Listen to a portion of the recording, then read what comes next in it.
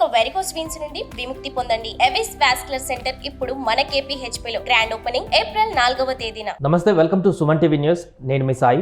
రఘురామకృష్ణంరాజుకు seat కేటాయిస్తారా లేదా, కేటాయిస్తే ఏ నియోజకవర్గం? నర్సాపురం ఎంపీ స్థానం పైన ఇప్పటికే వచ్చినటువంటి అనేక రకాల ఊహాగానాలకు ఈ రోజుతో బ్రేక్ పడేటువంటి అవకాశం ఉన్నట్టు కనపడుతుంది.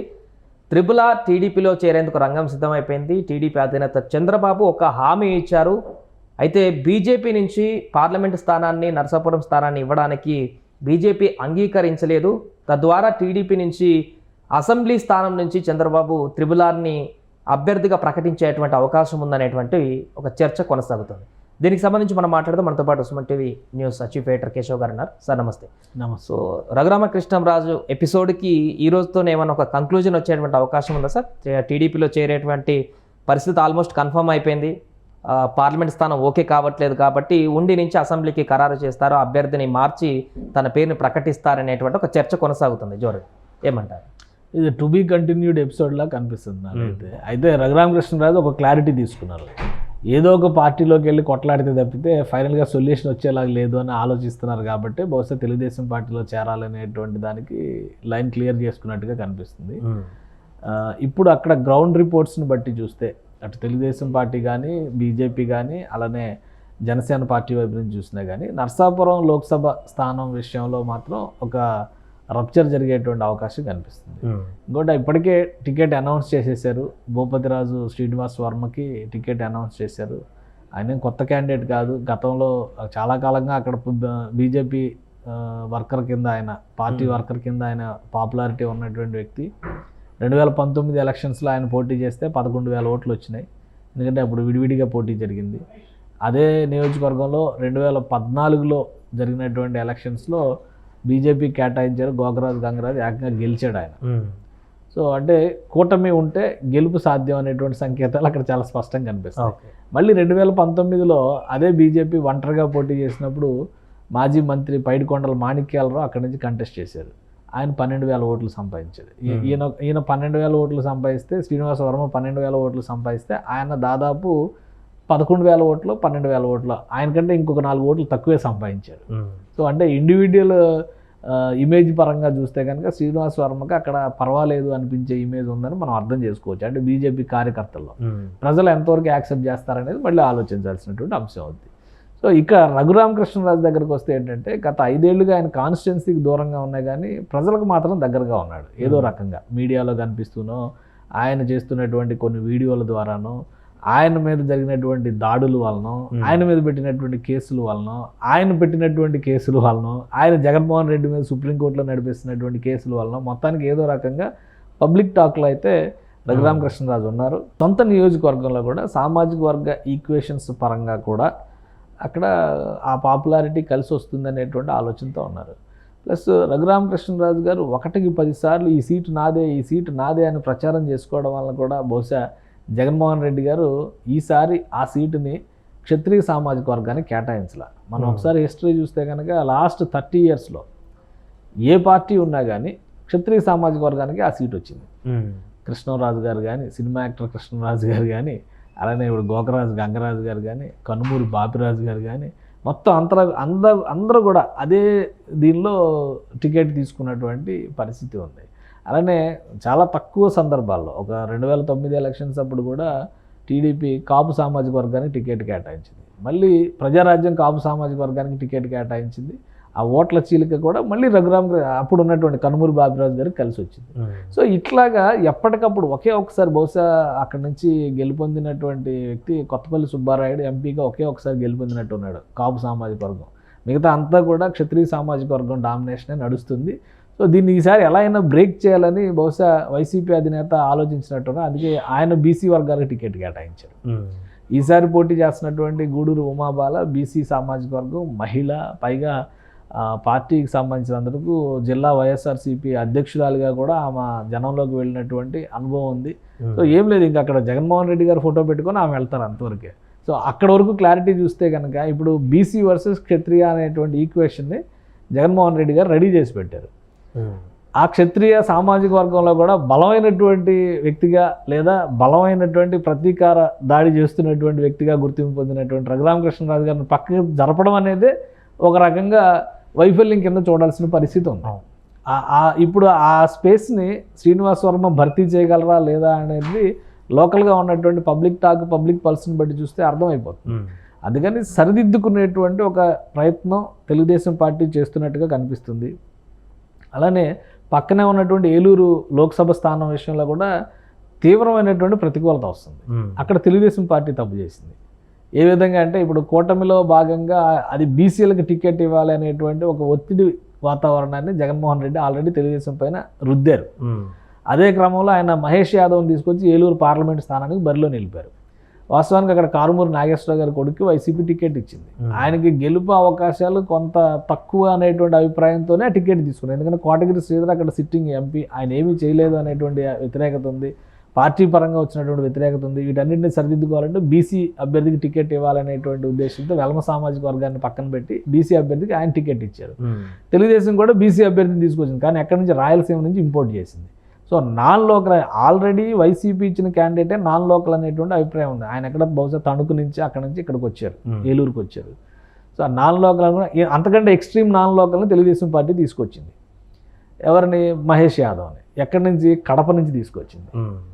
ఆయన యనమల రామకృష్ణ గారికి అల్లుడు కావచ్చు, ఇంకేమైనా కావచ్చు, కానీ ఆయన ఏలూరు వాళ్ళకైతే అల్లుడు కాదు కదా, ఏలూరు లోకల్ ప్రజలకైతే అల్లుడు కాదు కదా. ఇలాంటి ప్రతికూల పరిస్థితులు ఉన్నాయి కాబట్టి ఈ రెండు నియోజకవర్గాలు ఏలూరు కానీ ఈ నరసాపురం కానీ టీడీపీ బీజేపీ ఎక్స్చేంజ్ చేసుకుంటే ఈ రెండు స్థానాలను ఒక చర్చ వచ్చింది. కానీ ఎందుకు అది పులి స్టాప్ పడిపోయిందంటారు? అది 100% జరగాల్సినటువంటి పరిణామం. అది జరగకపోతే కనుక ఈ 2 సీట్లు తెలుగుదేశం అంటే కూటమి ఓడిపోయినట్టే లెక్క.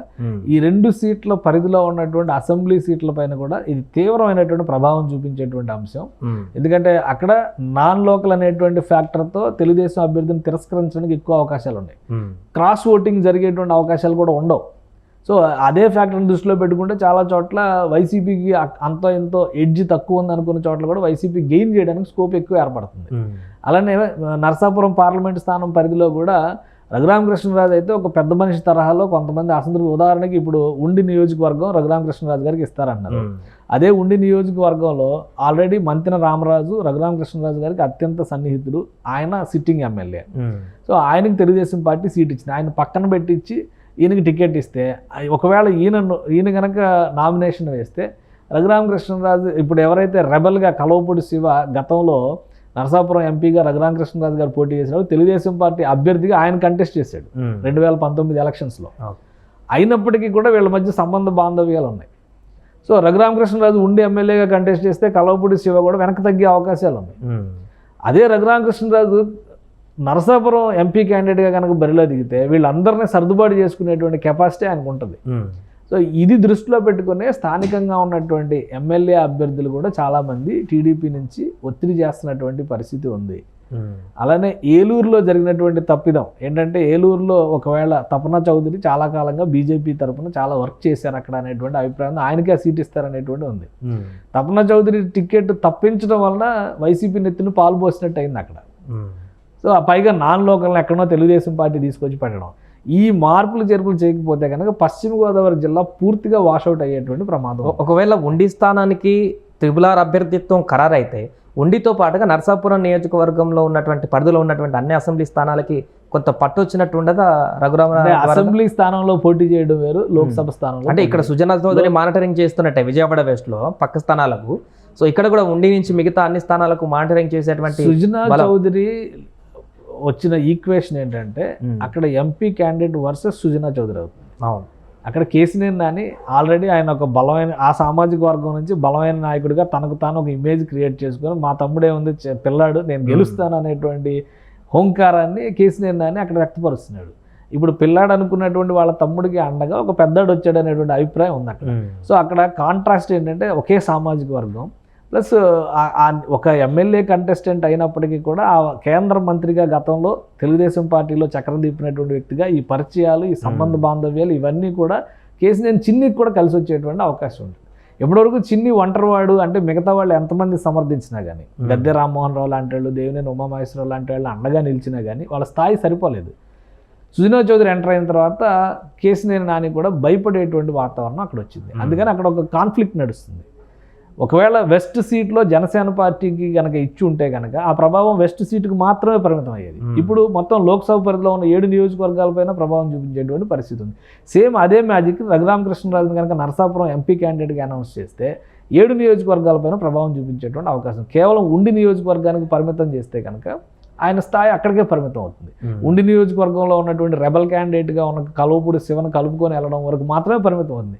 కానీ ఆ ఓట్ ట్రాన్స్ఫర్ అనేది మిగతా నియోజకవర్గాల్లో జరిగే అవకాశం చాలా తక్కువగా ఉంది. అలాగే తపనా చౌదరికి ఉన్నటువంటి ఇమేజ్ కారణంగా అక్కడ ఏలూరు లోక్సభ ఎంపీ ఎవరైతే ఉన్నారో ఆయన ఫెయిల్ అయ్యారనేటువంటి విషయాన్ని చూసిన తర్వాత ప్రధానమైన ప్రత్యామ్నాయంగా తపనా చౌదరిని అక్కడ ఉన్నటువంటి పబ్లిక్ కూడా ఐడెంటిఫై చేసింది. ఇప్పుడు అలాంటి వ్యక్తికి మీరు సీటు నిరాకరించడం, ఇంకొక వ్యక్తిని మరీ ఎక్స్ట్రీమ్ నాన్ లోకల్ క్యాండిడేట్ని తీసుకొచ్చి అక్కడ పెట్టడం వల్ల ఎవరైతే నిన్నటి వరకు నాన్ లోకల్ అనుకున్నారో అతనే మెరుగైన అభ్యర్థిగా కనిపిస్తున్నారు. అంటే వైసీపీకి అక్కడ కలిసి వచ్చేటువంటి అవకాశం ఉంది. ఈ ప్రభావం ఏంటి, మిగతా అది ఎంపీ క్యాండిడేట్కి సంబంధించి కాబట్టి మిగతా నియోజకవర్గాల మీద కూడా ఆ ప్రభావం పడుతుంది.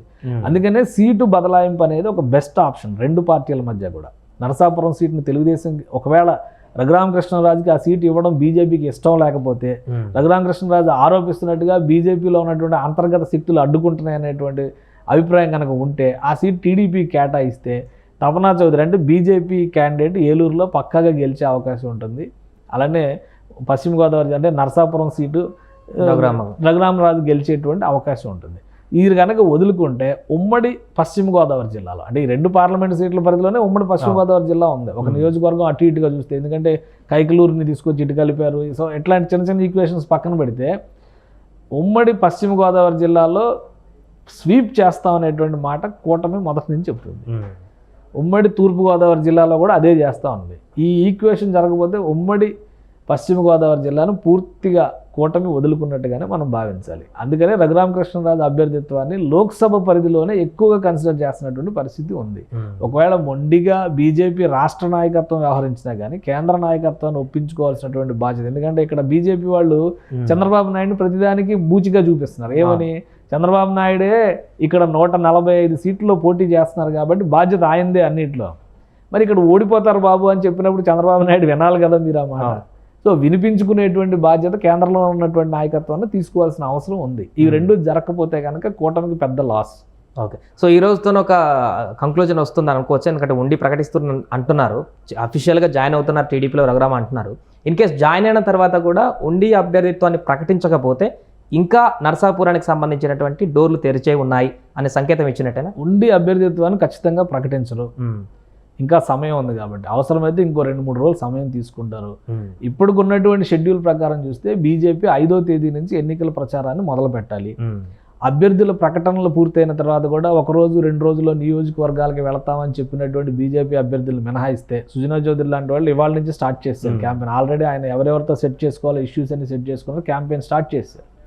సో అట్లా అభ్యర్థులు ముందుగా చొరవ తీసుకుని ముందుకు వెళ్తే తప్పితే అక్కడ అవకాశాలు లేదు. అధినాయకత్వం ప్రచారంలోకి దిగడానికి ఒక 2 రోజుల సమయం తీసుకుంటుంది అనుకుంటే కూడా నరసాపురం పార్లమెంటు స్థానం పరిధిలో మార్పులు చేర్పుల విషయంలో ఆ సమయాన్ని వెచ్చించి ఈ నిర్ణయాలను కూడా వాయిదా వేసే అవకాశం ఉంది. ఉండి అసెంబ్లీకి చివరి నిమిషంలో అయినా కానీ ప్రకటించడానికి రఘురామకృష్ణరాజుకి అనుకూల వాతావరణమే ఉంటుంది. కాబట్టి అంత తొందరపడి ఇప్పుడు ఆ నిర్ణయం తీసుకుంటారని అయితే నేను అనుకోవడం లేదు. సీట్ల బదలాయింపు జరిగితేనే కూటమికి ఒక రకంగా కూటమి చేస్తున్నటువంటి పోరాటానికి విలువ చేకూరే అవకాశం ఉంటుంది. లేదంటే కనుక నష్టమే ఎక్కువ ఉండేటువంటి ఛాన్సెస్ ఉన్నాయి. రైట్. సో మొత్తానికి అది RRR పరిస్థితి అయితే ప్రస్తుతానికి ఇంకా క్వశ్చన్ మార్క్గానే మిగిలింది. ఉండి నుంచి ప్రకటిస్తారనేటువంటి ఒక చర్చ వచ్చినప్పటికీ కూడా ఇప్పటికిప్పుడు అలాంటి స్టేట్మెంట్ ఏమైనా రాకపోవచ్చు. ఇంకొంత సమయం తర్వాత దీనికి ఒక కంక్లూజన్ రావచ్చు అనేటువంటి విషయం కూడా స్పష్టమవుతుంది. సుమన్ టీవీలో మీ పర్సనల్ అండ్ బిజినెస్ ప్రమోషన్స్ కోసం కింది నెంబర్కి కాంటాక్ట్ చేయండి.